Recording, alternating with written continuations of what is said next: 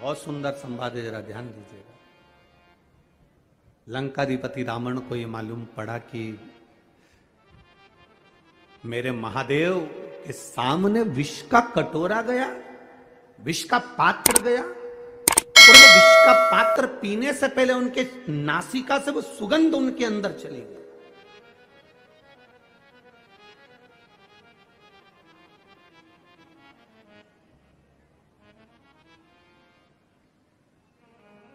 Doctor के पास जाकर कहना, डॉक्टर साहब मेरा पेट बहुत दुख रहा है। डॉक्टर एक गोली देगा, केवल एक गोली दे देगा कि डॉक्टर? जम के बोलो जरा, जितने बैठे हो, 1 2 3 4 जितने पंडाल में बैठे हो सब जम के बोलो, दे देगा? नहीं देगा। पेट भी दुख रहा है तो डॉक्टर 2 या 3 तरह की गोली देगा। सिर भी दुख रहा है तो डॉक्टर 2 या 3 तरह की गोली देगा। हाथ भी दुख रहा है, डॉक्टर 2 या 3 तरह की गोली देगा। पीठ में दर्द है, 2-3 तरह की गोली देगा। घुटने में दर्द है, 2-3 तरह की गोली देगा। अब तुम डॉक्टर से कह दो, डॉक्टर साहब ये बात तो गलत है, हमारा तो केवल पेट दुख रहा है और तुमने 3-4 तरह की गोली दे दी। एक दे दो ना। डॉक्टर के नहीं, तुमको 2-3 तरह की, ये तुम समझ नहीं पाते। ये जो तुम गोली खाओगे लाल वाली, ये गोली खाओगे तो इसका साइड इफेक्ट नहीं हो, इसलिए तुमको ये वाली गोली पीली वाली दी। पीली वाली गोली खाओगे तो तुमको ये साइड इफेक्ट ना कर जाए, इसलिए तुमको ये हरी वाली गोली दी।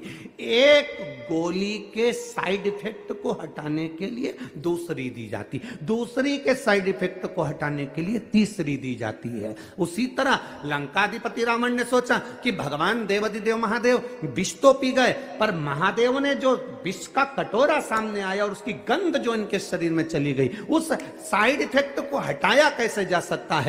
तब लंकाधिपति रावण ने देव ऋषि नारद को बुलाया। देव ऋषि नारद से कहा, ये आनंद रामायण का बड़ा सुंदर संवाद है, जरा ध्यान रखिएगा। देव ऋषि नारद को बुलाया और देव ऋषि नारद को बुलाकर कहा, नारद बताओ, महादेव की भक्ति में कुछ तो कमी रह गई है। महादेव भले विष पी लिए, नीलकंठ धारी बन गए, पर उनको जो विष की गंध है वो उनके शरीर में पहुंच गई है। मेरे बाबा के अंदर पहुंची हुई वो गंध कैसे समाप्त हो सकती है?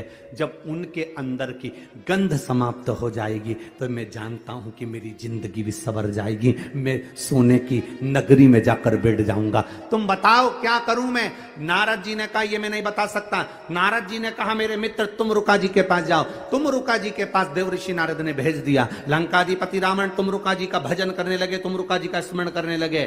शंकर का कोई उपासक, शंकर का कोई भक्त, शंकर की चर्चा करने वाला, शिव की भक्ति में जनता को, जनमानस को, भक्तों को डुबोने वाला, शिव के स्मरण में रमने वाला, शंकर के मंदिर में रोज 1 लोटा जल चढ़ाने वाला, इसका केवल एक सानिध्य मिल जाए, इसका केवल एक दर्शन भी हो जाए तो समझ लो कि तुम्हारी जिंदगी सार्थक हो गई, तुम्हारा जीवन सार्थक हो गया।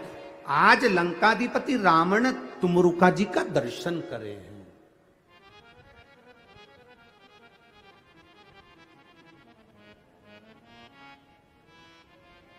और लंकाधिपति रावण ने तुमरुका जी से पूछा कि बताओ, शंकर जी के शरीर में जो विष सूंघा गया, जो विष पीने के लिए आया, तो उसकी गंध जो शरीर में आ गई, उसकी तरंग वो कैसे समाप्त हो?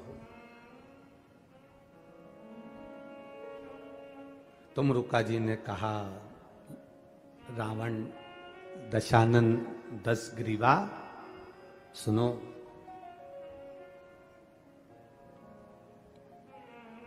श्रावण का महीना हो,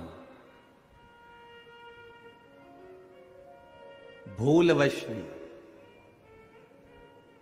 2 हाथ में अगर गंगा जल हो, शिव को समर्पित हो,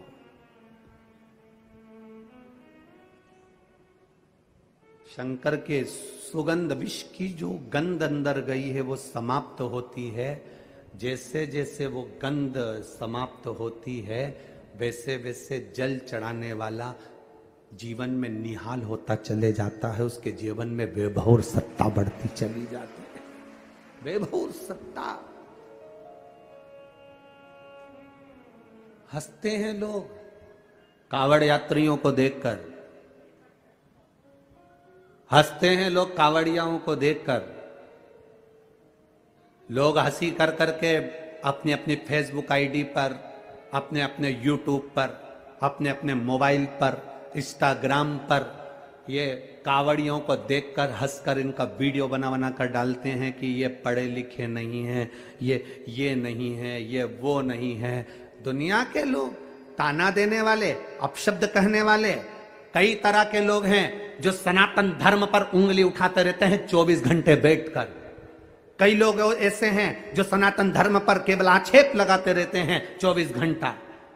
उनके पास कोई काम नहीं रहता। क्या होता है कांवड़ चलाने से? इससे तो घर में बैठे रहो, थोड़ा सा पढ़ाई कर लेना चाहिए, स्कूल का बैग उठा लेना चाहिए।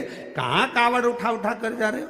कौन ने कहा तुमको कांवड़ उठाने के लिए? ये दुनिया के लोग हैं जो ताना दिए बिगर नहीं रह सकते। उनको जवाब है तुमरुका जी का, उनको जवाब है देवर्षि नारद का, उनको जवाब है लंकाधिपति रावण का।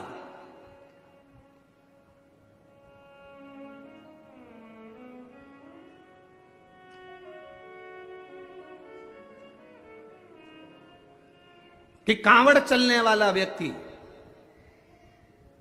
हाथ में जल का पात्र लेकर चलने वाला, कंधे पर रखकर कांवड़ लेकर जाने वाला, जितने कदम चलकर जाता है उतनी जिंदगी की उन्नति की सीढ़ियों पर चढ़ जाता है। उसे पीछे पलट कर नहीं देखना पड़ता। यह रावण की कथा कह रही है, यह आनंद रामायण कह रही है, यह भगवत भजन कह रहा है।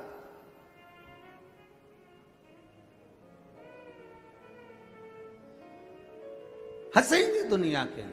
ये आप कथा में आए हो ना, तिल्दा नेवरा में पहुंचे हो तो लोग हंसेंगे। अभी रायपुर में सुन ली तुमने, भिलाई में सुन ली तुमने, और कहाँ सुन ली थी रे, सुहेला सुन ली तुमने, भाटा पारा सुन ली तुमने। इतनी सारी सुनने के बाद आखिर छत्तीसगढ़ वालों को हो क्या गया? इनको कौन सा बुखार लग गया? ये फिर इतने आ गए।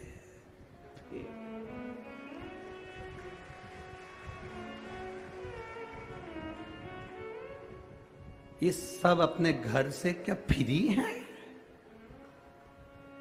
लोगों को बड़ी चिंता, बड़ा टेंशन रहता है। क्या ये हो क्या रहा है आखिर समझ में नहीं आता। अब ये घनश्याम जी अग्रवाल जी ने ग्राउंड भी बड़ा करा, ऐसा नहीं, इनने भी सोच समझ के कि तुम आओगे हो। पर जितनी भी सोच, जहां जहां कथा बाबा की होती है और भोलेनाथ जी की जो कथा होती है, लोग अच्छे से अच्छा करना चाहते हैं, बड़े से बड़ा पंडाल लगाते हैं, बड़े से बड़ा ग्राउंड ढूंढते हैं। पर उनको बताएं कि क्या बताएं? वो कहते हैं गुरुजी हमने तो सबसे बड़ा ग्राउंड करा था, अब हम क्या कर सकते हैं? हमने कहा तुम कुछ नहीं करते, बाबा का काम ही ऐसा है। जैसे एक मुट्ठी चावल कुकर में रख दो बनने के लिए, वो पूरा कुकर भर देते हैं। उसी तरह ये शिव पुराण भी ऐसी है, इसके लिए जितनी जगह ढूंढो ये चावल की तरह फैल जाती है। ये है ही ऐसे। उसके भक्त, उसके भजन करने वाले, उसके स्मरण करने वाले, उसका कीर्तन करने वाले, उसका मंत्र जाप करने वाले और उसके सहारे जीने वाले, वो साधारण नहीं हो सकते। लंकाधिपति रावण ने कहा कि मेरे प्रभु के ये विष की जो गंध उनके शरीर में चली गई, वो गंध कैसे समाप्त हो, वो कैसे उनके अंदर वो समाप्ति का हो? तो कह दिया सावन का महीना हो, हाथ में गंगा जल भरा हो, रावण लंकेश दशानन 10 ग्रीवा जाकर शिव को चढ़ाया जाए, शंकर को। हाँ, शिव को चढ़ाया।